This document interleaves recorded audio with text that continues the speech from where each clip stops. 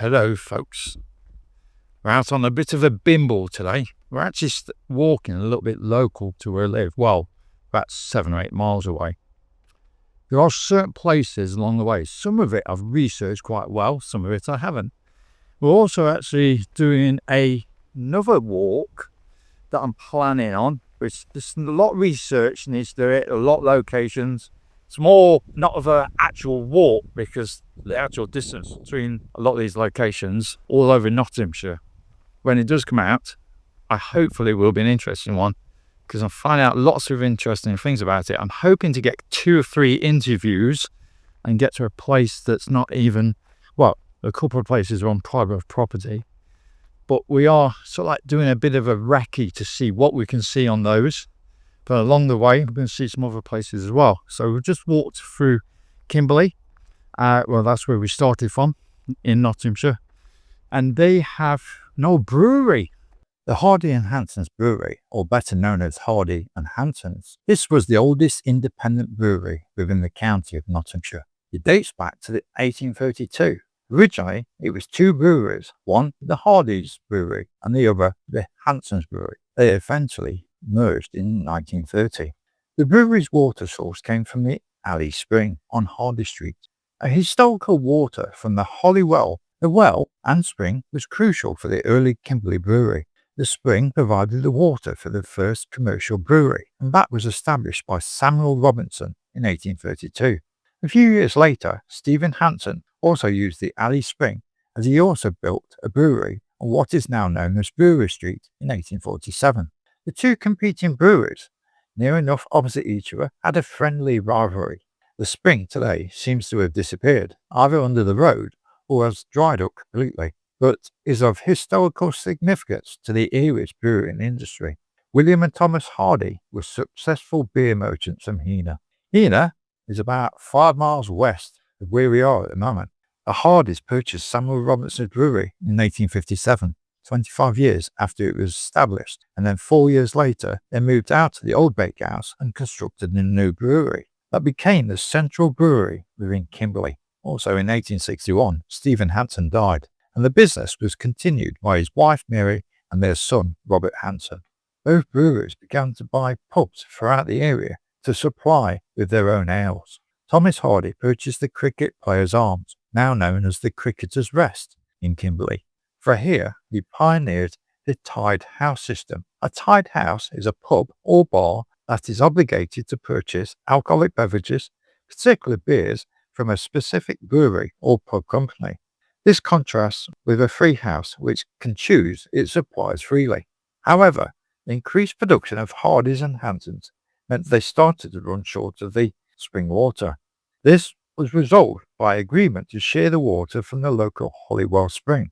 Both breweries thrived independently until 1930, when under increasing pressure from larger brewing companies and the lack of male successors to the Hardy Brewery, the 2 companies combined. In September 2006, the Hardy and Hansons Kimberley Brewery and all its public houses were sold in a multi-million-pound deal by Green King Brewery, with a promise to the locals employed by the brewery that they would continue brewing in Kimberley. But Green King then backtracked on their promise and sold the brewery 3 months later in December 2006 to a property company. So, as you can see, the site today is being developed into housing by Fairgrove Homes. Several buildings have been demolished already, which included the grain tanks. However, the bridge remains along with the tower and malting kilns. And the buildings are listed because they were about 200 years old. The unfortunate thing about them is that some of them have been knocked down. Development is taken over, and slowly but surely they will disappear. And there's another part of history that disappears. And the problem being is that our country is made up of history and heritage. Big tourism, a lot of people come over. So if we keep knocking all these buildings down for development, we won't have any. We'll still have the history, but we'll have nothing to show that this was once here. It'll become more like a folk tale than a location of significant history in time. So anyway, we're carrying on. So my right hand side, we've got the old cuttings. This was part of the Benelli and Bulwell, a branch of the Midland line. On a video a few years ago about the Benelli viaduct. At the time, they were looking to improve it, shall we say, and make it so it was walkable. And I believe about a year ago it was open to the public. So I do need to revisit it and see it again. Right, anyway, continue on. We're going into a bit of a housing estate now. I'm going to try and get onto the dismantled railway, which I think I can do in a moment. And then we'll head over to a place called Watnall, which some interesting buildings there. And then we'll head on to a place called Hucknall. There was an old runway there, part of RAF Hucknall, and that's also got a history. It's a bit of a U-shaped walk, but I'm trying to find different locations one. Now, they did say on that last bridge that this is a deep cutting, and we're just coming into another bridge here. I think similar to the last one, it's a 3-arch bridge. Now, this is a quite historical railway line. So here we go, bridge 13. So we're going to carry on this way. So looking at the map, so where are we? We are approximately about here at the minute, and I'm aiming over to get up to Watnall here, this direction here. When I get to Watnall, I'll tell you more about it. Okay, so we've just reached the main road of Watnall. We're going to head that way in a minute. That way, there's an observation station. Now, it's the RAF Watnall, which was based here from the 1940 to 1946. And then also around this area, we've got RAF Hucknall. It was quite a big base during the war, and actually dates back all the way to 1916. They were still being used all the way up to probably 20 years ago. So it was an observation station that's still working. It's actually the Met Office. So it's actually a weather station. Meteorological Society, which is where we get most of our weather from in the UK, or our most reliable weather. So this is the Met Office. But it's built approximately on the site of one of 3 buildings that was part of RAF Watnall. The buildings here do look like they go partially underground, and they're older than the Met Office building. So RAF Watnall was built up of 3 buildings. It was the operations room, the filter room, and the communication centre. And then these do quite like they're going down somewhere, especially that one over there with the signage on. These are 2 bunkers. The RAF Watnall overall was quite a large base. So this is the first of the 3 buildings. That, I think, is the observational equipment that they use for observing the weather. This place here is a vehicle testing, mainly for lorries, and I think you can do your driving test here. Zoom for a lorry. It looks quite derelict, to be quite honest, like nobody's been here for years. So we're going to head down to the 2nd building, if we can get there, and then the 3rd building. Well, that's a bit of exploring, because I don't actually know where the building is, and from the internet I can't seem to find it. It just seems to say there was a building, but nobody knows where it is. Okay, just noticing this, there's the Royal Oak by the doghouse. The actual brickwork up there, if you can see, it says 1889, so it does look like a building about 1889. But the interesting thing is above it, it says C and a crown. Now, King Charles III was not around in 1889, but equally, the other King Charles I and King Charles II were in the 1600s, so it wasn't them either. So who's that crown and the C for? There's some other interesting buildings along this side as well. See that, but that building there with 2 floors, the windows on the side make it look a little bit interesting with a cottage to the side of it. They are a little bit older, probably about 1820. The filter room down there. It's known as the secret bunker. So we're going to see if we can find it from a different way. I just walked about 10-15 metres around the edge from that last entrance, and all of a sudden we've got a massive drop down here. From that entrance it must go down like a cliff edge. This is the place we're trying to find. Obviously can't see any building at the moment. We'll try and cover the perimeter to see how we can get to it, or get a better look over it. Alright, we've got a big fence on the left hand side, which is our bunker that we're trying to find is beyond that. On the right hand side, we've got Hovis, the bakery. If I get it right, Steve, tramping the hill. I believe you are a baker, so you'll feel at home looking at this building. Now you probably can't really see this, but I can just about make out down there is some sort of structure. I mean, it was fighter command, so they didn't want to be able to find it that easily. There's a hell of a drop down there, so I'm not keen on walking down there. Built as an RAF station, they didn't want the Luftwaffes to be able to fly over and see it, so all this heavy foliage and then being in a bunker would be the best thing to keep it hidden. As far as it was never bombed. I'm not trying to get in the building, I'm trying to see the building. Now, there was a program in 2014 by George Clark, the guy, the architect's guy. Yeah, anyway, the restoration man. They did a program on this, and a gentleman bought it. I think he bought the actual bunker for £72,000. Now, military installations you can buy very, very cheap. The problem is, what can you do with them is the question. Generally, not much. It's always to buy a piece of history. It's one of 3 underground bunkers which formed part of the World War II RAF Fighter Command headquarters in the Midlands. It's a massive 15,000 square feet. The bunker was built in 1941 and took 2 years to build. Known as the filter block, the military personnel here analysed radar information and passed on enemy aircraft positions to the control centre at RAF Watnall nearby. It's made up from a network of corridors and rooms constructed from bomb-proof concrete over 2 floors, and was designed around a large central atrium with ventilation plant rooms at the back. Once home to a busy operations room, but during World War II, this would have been teeming with military personnel, identifying RAF and enemy aircraft positions from radar signals. Our bunker was part of a network that spread across the country.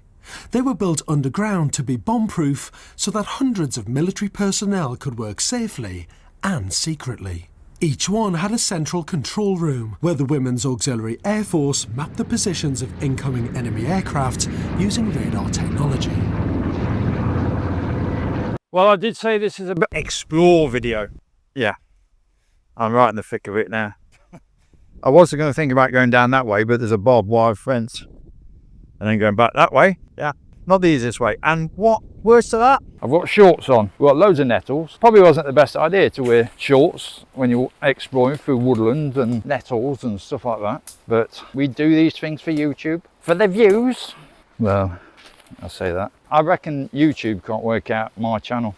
1 minute I'm sleeping in a tunnel or in a haunted house or on top of a mountain. And then the next minute I'm doing a long distance walk. And then I'm doing a history thing. Yeah, YouTube can't make me out. But we're still trying to push for 3,000 subscribers. Oh, dragonfly. Now, I found this out recently, that dragonflies don't live very long. I believe dragonfly only lives for, I think it's like 6 to 8 weeks. The damsel lives longer than the male. They basically born, mate, die. It's a bit like flying ants.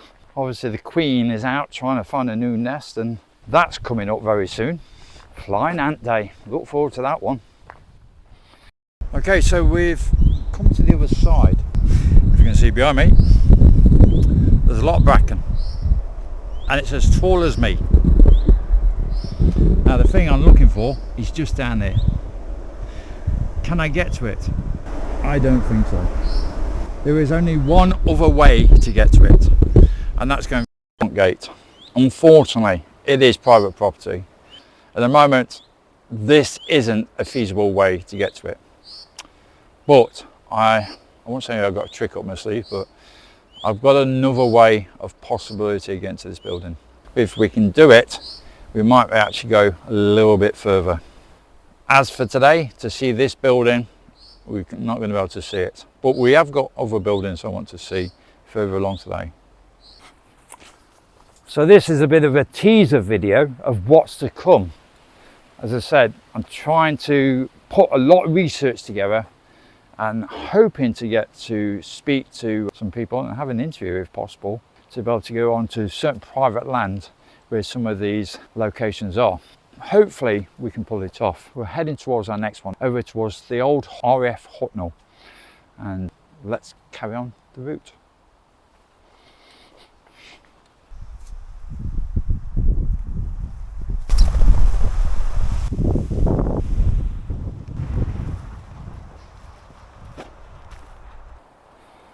Go on then, here's one for you.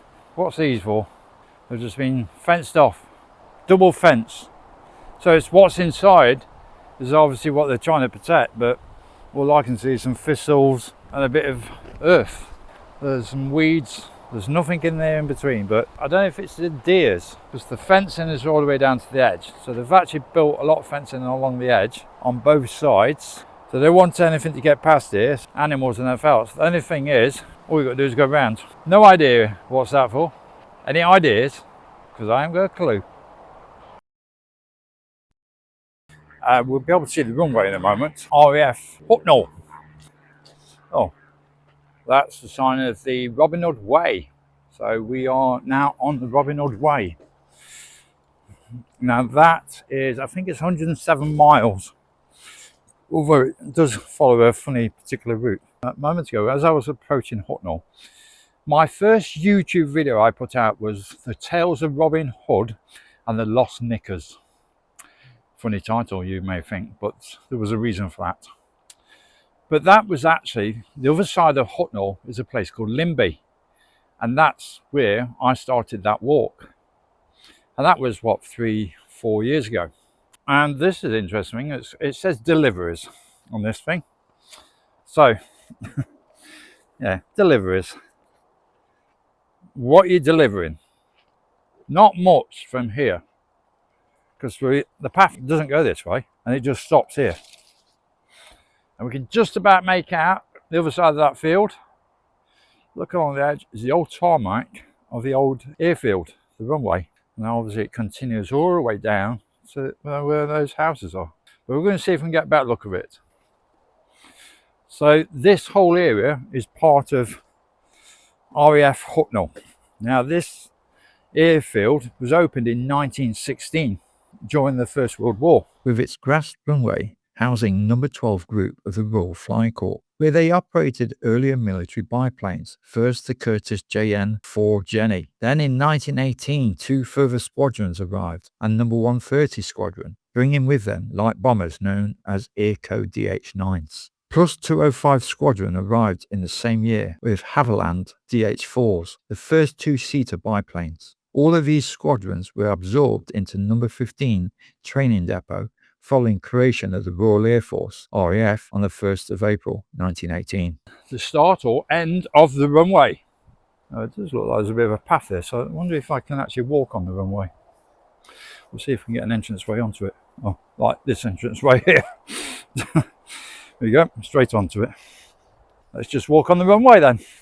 On the 18th of August 1918, a detachment of the United States Army Air Service arrived, the 23rd Aero Repair Squadron. Their specialty was to repair service engines. But just 3 months later, the American 23rd Squadron left, and a week later, World War I ended on the 11th of November 1918. 6 months later, number 205 and 218 squadrons were disbanded, which left the aerodrome with no aircraft or squadrons. In 1919, the Air Ministry closed Hucknall and sold it to a local farmer, George Elkington. By 1926, George allowed Nottingham Aero Club to use the land and the former Royal Flying Corps historical Belfast Trust hangars. A committee was formed which included the father of local-born Great War fighter pilot, Captain Albert Bohr.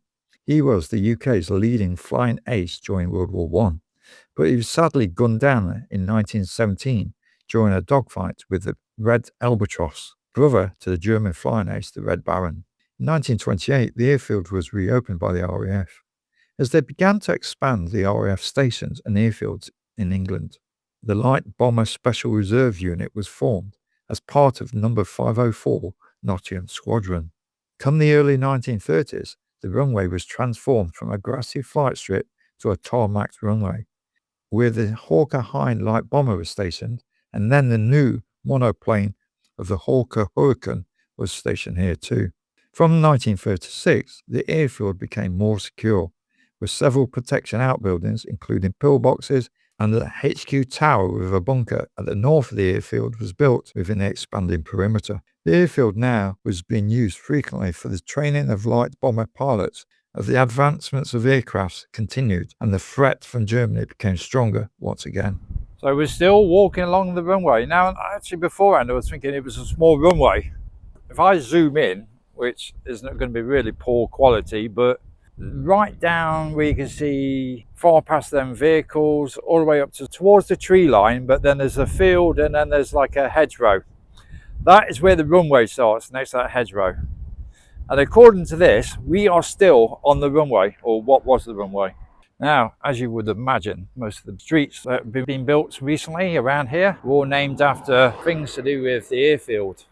Come World War II, Hucknall Airfield was protected by the Army Sherwood Foresters Regiment before handing over to the RAF Regiment as they continued to upgrade the airfield and the construction of RAF Watnall, where we visited earlier.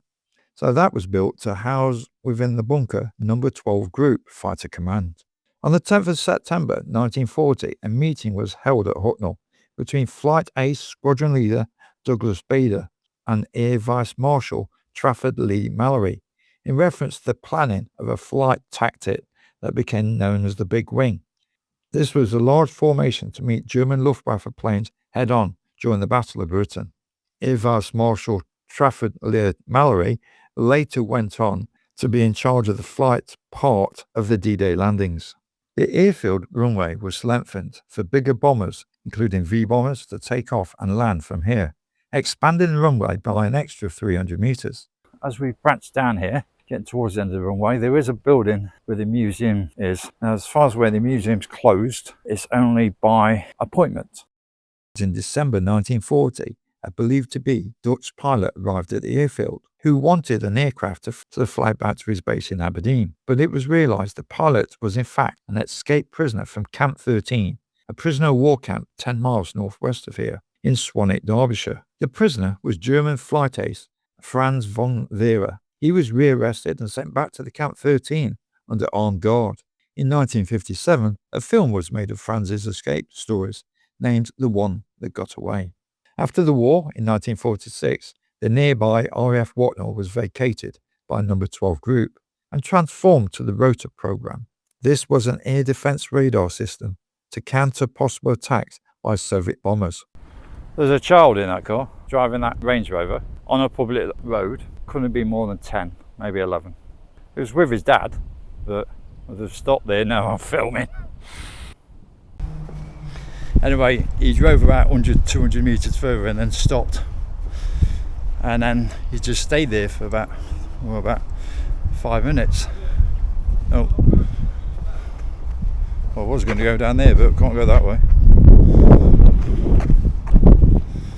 Then he drove back, and it's the dad driving the car, and he just had a big cheesy grin smiling at me as he went by. So he knew full well that he was breaking the law being on a public highway. Also, throughout RAF Hucknall's war efforts, the airfield was used by Rolls Royce from 1935 in the testing and development of aircraft engines.